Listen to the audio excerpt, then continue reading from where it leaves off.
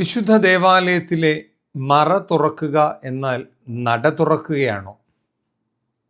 ഈ വിഷയമാണ് ഇന്ന് നിങ്ങളുടെ ശ്രദ്ധയിലേക്ക് കൊണ്ടുവരുന്നത്. അപ്പോൾ ഞാൻ റിഞ്ചു അച്ഛൻ, ക്രിസ്ത്യൻ വിസ്ഡം എന്നെൻ്റെ യൂട്യൂബ് ചാനലിലേക്ക് എല്ലാ പ്രിയപ്പെട്ടവർക്കും സ്വാഗതം. ചെറിയ കാര്യങ്ങൾ നിങ്ങളുമായിട്ട് പങ്കുവയ്ക്കുകയാണ് എന്നിലേൽപ്പിക്കപ്പെട്ട പൗരോഹിത്യത്തിൻ്റെ ധർമ്മമായ വിശ്വാസം പഠിപ്പിക്കൽ എന്ന ഭാഗമായി നിർവഹിക്കുന്നതാണ്. നമുക്കറിയാം, ഒരു ഓർത്തഡോക്സ് പാരമ്പര്യത്തിലുള്ള ഒരു ദേവാലയത്തിൽ സെപ്റ്റംബർ 8-ാം തീയതി നട തുറക്കുക എന്ന് പറയുന്ന രീതിയിൽ ഒരു ക്രമീകരണം ചെയ്യാറുണ്ട്. ഏത് ദേവാലയമെന്നോ ഒന്നും ഞാൻ പറഞ്ഞിട്ടില്ല. അതിനെതിരെ എന്തെങ്കിലും പ്രശ്നം ഉണ്ടാക്കി ഞാൻ ഉത്തരവാദിയല്ല. അതൊന്നും എനിക്ക് പ്രത്യേകിച്ച് താല്പര്യമില്ല. അവിടെ അന്ന് ഭയങ്കര ആളുകളായി നട തുറക്കുന്നത് കാണാൻ വേണ്ടി. അങ്ങനെയാണ് ആളുകൾ പറഞ്ഞത്. അതുകൊണ്ട് നമ്മുടെ ആളുകളുടെ ഒരു വിശ്വാസം, മറ തുറക്കുക എന്ന് പറഞ്ഞാൽ മറ തുറന്നാൽ അകത്ത്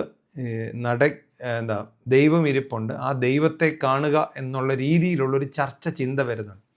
പ്രത്യേകിച്ച് നമുക്ക് അറിയാവുന്ന പോലെ ഭാരത പാരമ്പര്യം അനുസരിച്ച് ഹൈന്ദവ മതത്തിൽ നട തുറക്കുക എന്ന് പറഞ്ഞ് ഭഗവാന്റെ വിഗ്രഹം കാണുന്ന ഒരു പാരമ്പര്യം അവർക്കുണ്ട്. ഞാൻ ഹൈന്ദവ മതത്തിൻ്റെ വിശ്വാസത്തെ എതിർത്ത് പറയുകയോ ഒന്നുമല്ല. സഹോദരങ്ങളെ, ഞാനിത് പറഞ്ഞതിന് പല കാരണങ്ങളുണ്ട്. ഒന്ന്, മാതാവുമായി ബന്ധപ്പെട്ട് ചില പള്ളികളിലെ കാര്യമാണ് പറഞ്ഞു. ചില പള്ളികളിൽ ഈ മധ്യസ്ഥ പ്രാർത്ഥനയൊക്കെ നടത്തുന്ന സമയത്ത് മറ തുറക്കും. മറ തുറന്നിട്ട് മെഴുകുതിരി എത്തിച്ചിട്ട് അച്ഛന്മാർ താഴെ നിന്നോ മുകളിൽ നിന്നോ ഒക്കെ ഈ മധ്യസ്ഥ പ്രാർത്ഥന നടത്താറുണ്ട്. ഏത് പാരമ്പര്യപ്രകാരമാണെന്ന് എനിക്കറിയില്ല.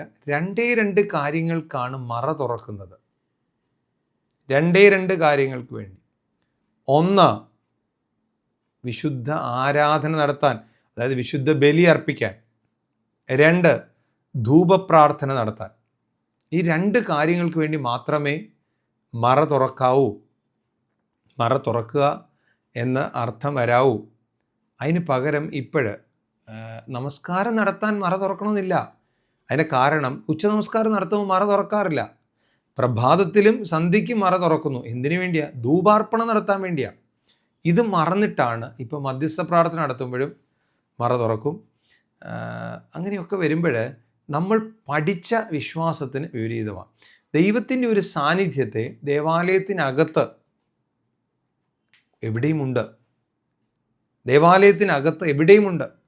അത് മറ തുറക്കുമ്പോൾ മാത്രം ദൈവത്തെ കാണുകയും മറ അടയ്ക്കുമ്പോൾ ദൈവ സാന്നിധ്യം ഇല്ല, അല്ലെ മറ തുറക്കുമ്പോൾ പ്രത്യേക ദൈവ സാന്നിധ്യം വരുന്നു എന്നൊക്കെ പഠിപ്പിക്കുന്നത് സഭയുടെ വിശ്വാസപ്രകാരം തെറ്റാണ്.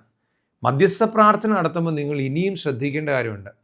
മധ്യസ്ഥ പ്രാർത്ഥന നടത്തുമ്പം പ്രധാനമായി ഹൈക്കലായിൽ നിന്ന് മധ്യസ്ഥ പ്രാർത്ഥന നടത്തണമെന്നാണ് പറയപ്പെടുന്നത്. എന്തുമാകട്ടെ, പക്ഷേ മദ്ബഹായിൽ നിന്നുകൊണ്ടാണ് മധ്യസ്ഥ പ്രാർത്ഥന നടത്തുന്നതെങ്കിൽ ശുദ്ധിമതിയായ മാതാവേ എന്നുള്ള പ്രാർത്ഥന ചൊല്ലുമ്പം ജനത്തെ നോക്കിക്കൊണ്ടാണ്. കാരണം എന്താ? വിശുദ്ധന്മാരുടെ സാന്നിധ്യം അങ്ങനെയാണ്. അല്ലാതെ മദ്ബഹായ്ക്കകത്തോ ദേവാലയത്തിൻ്റെ പരിശുദ്ധ മദ്ബഹായിലെ സാന്നിധ്യത്തെക്കുറിച്ച് പോലും ഒരു ബോധ്യമില്ലാതെയാണ് പലപ്പോഴും നമ്മൾ അങ്ങനെ ചർച്ച ചെയ്യുന്നത്. വൈദികർക്ക് അങ്ങനെ ഉണ്ടെന്ന് എനിക്ക് പറയാൻ കഴിയുന്നില്ല. പക്ഷേ അതിന് ഒത്താശ ചെയ്തു കൊടുക്കുന്ന ചില വൈദികരുണ്ട് എന്നുള്ളത് യാതൊരു സംശയമില്ല. അതിൻ്റെ ആവശ്യമില്ല. മറിച്ച് ദൈവത്തിൻ്റെ സാന്നിധ്യം ദേവാലയത്തിൽ എവിടെയുണ്ട്? ഹൈന്ദവ മതത്തിലാണ് നട തുറന്നിട്ട് അവർ വിശ്വസിക്കുന്ന ദൈവത്തിൻ്റെ വിഗ്രഹത്തെ ആരാധിക്കുന്നത്. നമ്മളെ സംബന്ധിച്ചിടത്തോളം അങ്ങനെയല്ല. ദൈവത്തിൻ്റെ സാന്നിധ്യം വിശുദ്ധ കുർബാന അനുഭവത്തോടെ നമ്മുടെ ഉള്ളിൽ തന്നെ ആയിട്ടുണ്ട്. ഇനി അതുകൂടാതെ ദേവാലയത്തിൽ എവിടെയും ദൈവ സാന്നിധ്യമുണ്ട്. പരിശുദ്ധ ബലിപീഠത്തിൽ ബലി അർപ്പിക്കാനും പരിശുദ്ധ ബലിപീഠത്തിൽ ധൂപം അർപ്പിച്ച് ധൂപാർപ്പണം എന്ന് പറയുന്ന വലിയ യാഗം, അതും ഒരു യാഗം തന്നെയാണ്. ആ യാഗം നടത്താനും വേണ്ടിയാണ് മറ വലിക്കുന്നത്. ഇതല്ലാതെ നമ്മുടെ ദേവാലയത്തിൽ മറ വലിക്കേണ്ട ആവശ്യമില്ല. ഞാനിത് പറഞ്ഞതിൻ്റെ കാര്യം, പല പള്ളികളിൽ നിന്നും പല ആളുകൾ സംശയമായിട്ട് എന്നോട് ചോദിക്കാറുണ്ട്. ചില കാര്യങ്ങൾ എനിക്ക് മാത്രമായി പറയാൻ കഴിയാത്തതാണ്, എങ്കിലും ഞാൻ ആ ധൈര്യം എടുത്ത് പറയാൻ ശ്രമിക്കുകയാണ്. അങ്ങനെ ചെയ്യേണ്ട ആവശ്യം ഇല്ല എന്നുള്ളത്. പ്രിയപ്പെട്ടവരെ, ഇങ്ങനെയുള്ള ചെറിയ ചെറിയ സംശയങ്ങൾ നിങ്ങൾ എനിക്ക് അയച്ചു തരുമ്പോഴാണ് ഇങ്ങനെയുള്ള കാര്യങ്ങൾ എനിക്ക് മനസ്സിലാകുന്നതും എനിക്ക് നിങ്ങൾക്ക് പഠിപ്പിച്ചു തരാൻ കഴിയുന്നു. ചെറിയ ചെറിയ ചിന്തകളായിട്ടായിരിക്കാം പഠിപ്പിക്കുന്നത്. അധിക സമയം എടുക്കുകയില്ല. ചെറിയ ചെറിയ ചിന്തകളായിട്ട് പഠിപ്പിക്കുന്നത്. അത് നിങ്ങൾക്ക് മനസ്സിലാകും, നിങ്ങൾക്ക് കൂടുതൽ ഉപകാരപ്രദമാകും. അത് ദൈവം അനുഗ്രഹിക്കട്ടെ. അതിനുവേണ്ടി പ്രാർത്ഥിക്കുന്നു. നിങ്ങളുടെ വീഡിയോയുടെ താഴെ കമൻ്റ് ഇടുക, നിങ്ങൾ വീഡിയോ ഷെയർ ചെയ്ത് കൊടുക്കുക. ഈ വിശ്വാസ വിഷയങ്ങൾ മറ്റുള്ളവരിൽ എത്തട്ടെ. മറ്റൊരു വിഷയമായിട്ട് വീണ്ടും കാണാം. ദൈവം അനുഗ്രഹിക്കും.